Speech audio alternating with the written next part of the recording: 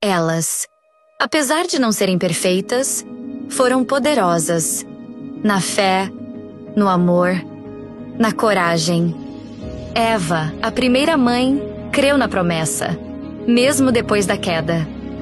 Sara duvidou, mas aprendeu a confiar e deu à luz em sua velhice.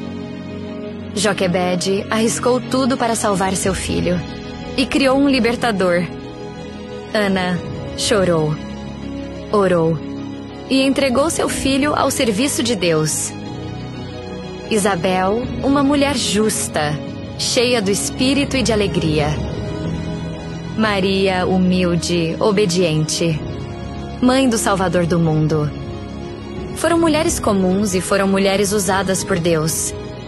Hoje homenageamos as mães que oram, que lutam, que creem, assim como elas. Feliz Dia das Mães!